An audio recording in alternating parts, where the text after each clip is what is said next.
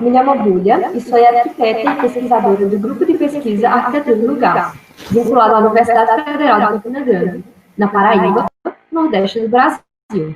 Estou apresentando o trabalho com a professora Auxília Afonso, professora doutora e coordenadora do grupo de pesquisa, e o trabalho foi intitulado de Fábrica Vale do Nordeste S.A., subsídios para os estudos do patrimônio tecnológico industrial.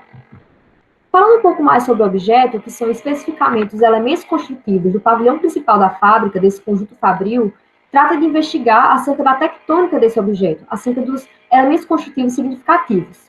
O objetivo desse trabalho é poder documentar essas soluções construtivas, entendendo que elas também fazem parte do patrimônio industrial e tecnológico da cidade de Campina Grande. Esse trabalho está justificado, sobretudo, no que a Carta de Visitagem coloca sobre a divulgação e ensino do patrimônio industrial, seja ele de importância local, regional ou nacional, ou até internacional. Esse trabalho justifica, sobretudo, pela falta de reconhecimento desse objeto em específico, mas, sobretudo, do patrimônio industrial moderno na cidade de Campina Grande, como tal. Tendo em vista essa falta de reconhecimento, nós temos diversos desafios em preservar esse patrimônio. Por isso, a importância de estar documentando esse patrimônio e também divulgar esse patrimônio através desse trabalho. Meu aporte teórico para esse trabalho foi embasado, sobretudo, na palavra patrimônio industrial, no qual eu desenvolvi estudos sobre a Carta de Visitagem, acerca dos estudos da professora Beatriz Kiel, da professora Afonso, que tem estudado o patrimônio industrial no Nordeste brasileiro, e acerca também da tectônica, que trata da arte da construção. Foi, sobretudo, ensinada e teorizada por Kenneth Frampton, e também foi estudada a relação entre arquitetura e estrutura em autores como Engel e Ribeiro. É importante entender que o patrimônio industrial moderno, sobretudo, serviu muito como campo de experimentação para que houvesse um treinamento dessas técnicas construtivas, para que elas fossem experimentadas. Então, é muito importante entender também o patrimônio industrial como um patrimônio tecnológico, construtivo. A metodologia utilizada para desenvolver essa pesquisa baseou-se na proposta metodológica para a pesquisa arquitetônica patrimonial da professora Auxília Afonso, de 2019. A análise do objeto arquitetônico é desenvolvida em 6 dimensões, sendo elas a dimensão normativa, a dimensão histórica, a dimensão espacial, formal e funcional. Mas esse trabalho tem um enfoque específico na dimensão tectônica, que é a dimensão do objeto construído, da construção. E esta categoria subdivide-se em 5 subcategorias, sendo elas as estruturas de suporte, que tratam do sistema estrutural do objeto, as peles, que tratam das vedações e esquadrias, a cobertura, que trata da quinta fachada, a parte superior do edifício, os detalhes construtivos, que tratam dos encontros dos materiais e desses elementos, e os revestimentos e texturas, que tratam da questão de cromatismo e também de texturas. O objeto, como já tratado anteriormente, é a Fábrica Vale do Nordeste, que foi instalada na cidade de Campina Grande em 1967. A fábrica é um grande conjunto que englobava uma empresa gaúcha de fogões a gás de que é feito. Esse projeto foi de uma equipe também gaúcha do estado do Rio Grande do Sul, no sul do Brasil, que, apesar de estar projetando para o Nordeste, adotou várias soluções interessantíssimas e pertinentes para a construção do interior do Nordeste. Primeiramente, falar que essa obra, por mais que entendamos ela como valor patrimonial, histórico, sobretudo, e também técnico-construtivo, não há nenhuma lei federal, municipal, estadual que proteja esse objeto, não há um reconhecimento dele como patrimônio. Acerca da dimensão histórica, pode-se falar que ela assumiu grande importância para a cidade de Campina Grande em específico, uma vez que foi precursora, um protagonista no processo de implantação do distrito industrial na cidade na década de 60. A fábrica teve grande sucesso nos seus primeiros 10 anos de funcionamento, chegando a ser a 6ª maior produtora de fogões no mundo. Essa fábrica também teve grande auge, até que com a redução dos impostos nacionais para investimento de sua implantação através da Sudene, ela acabou por colapsar e acabou encerrando suas atividades em 1979, com pouquíssimo tempo para uma fábrica de tão grande escala de 23 mil metros quadrados. Apenas entre o período de 1979 a 2006, a fábrica ficou abandonada, sem uso. Ficou se desgastando ao longo do tempo, sem que houvesse manutenção ou cuidado com a sua estrutura. Em 2006, ela foi realocada para se tornar um condomínio industrial com pequenas indústrias. Esse aspecto foi positivo pela utilização do espaço. Entretanto, sobretudo para os elementos significativos, para a estrutura e para os elementos técnico-construtivos, foi muito danoso, uma vez que as indústrias que se apropriaram não entendiam o valor patrimonial que aquele edifício tinha, tratando de descaracterizá-lo e, em alguns momentos, até demolir elementos significativos também. No momento atual, ela localiza-se no Distrito Industrial, como eu havia falado, que se localiza na parte sul da cidade de Campina Grande. Campina Grande é uma cidade do interior do estado da Paraíba, que fica no nordeste do Brasil. O entorno da fábrica é, sobretudo, um polo industrial da cidade, continua com essa característica de ocupação de solo. Entretanto, como pode-se perceber nessa imagem que vem na tela, você pode perceber que houve um grande número de construções ao longo dos anos que trataram de descaracterizar a malha original do projeto.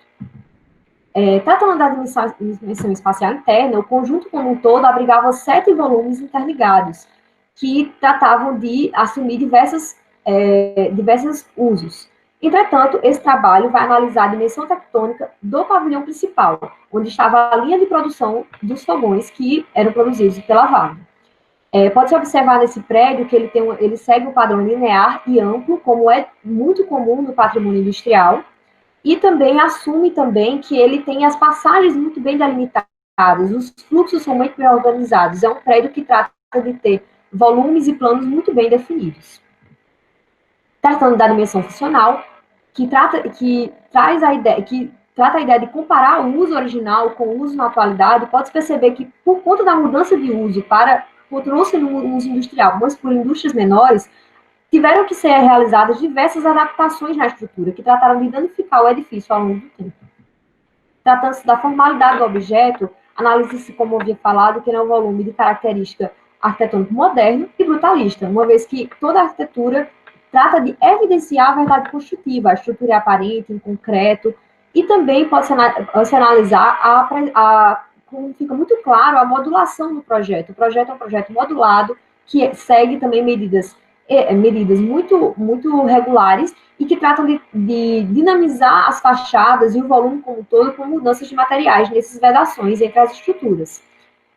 Uma coisa que pode se perceber é a descaracterização que houveram, como esse esquema mostra, a descaracterização ao longo do tempo, sobretudo no que trata entre 2005 e 2010, e entre 2010 e 2015, pode-se perceber que com o abrigo do uso de condomínio industrial, houveram uma série de anexos que não respeitaram o edifício original, como pode-se observar na imagem.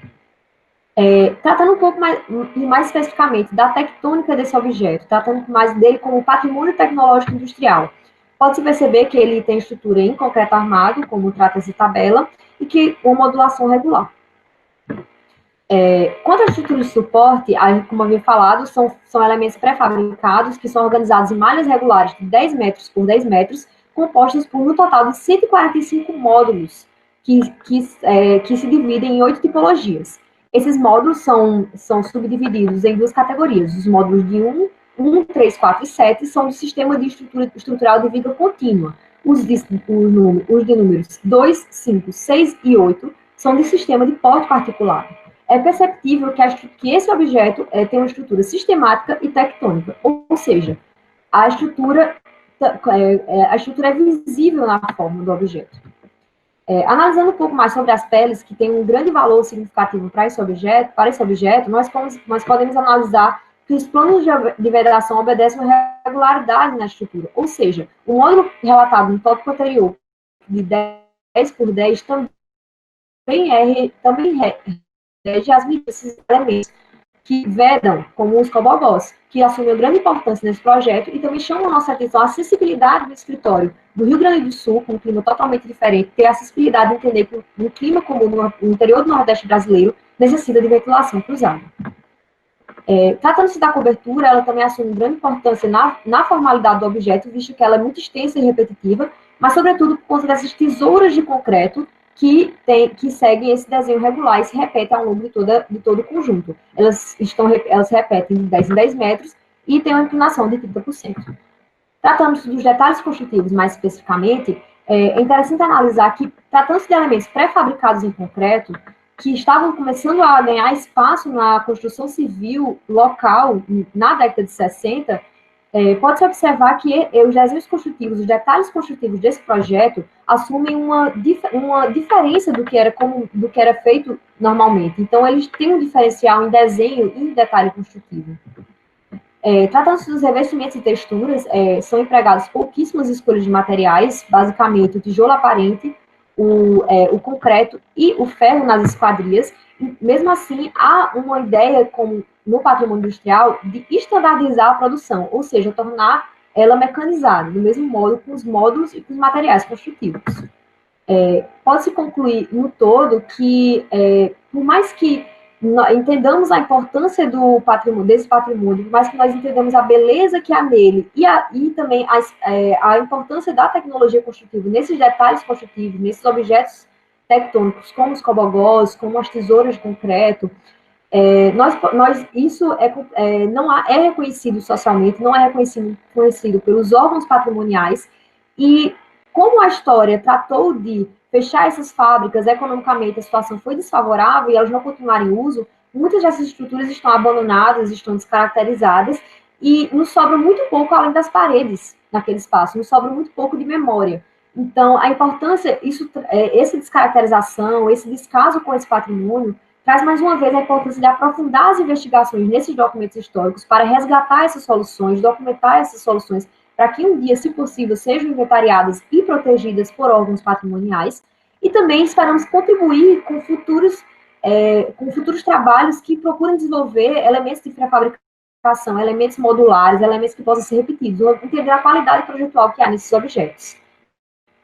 Algumas referências biográficas utilizadas pelo meu trabalho, e eu agradeço, graças muitíssimo, e se necessário algum contato, aí estão nossos e-mails. Muito obrigada.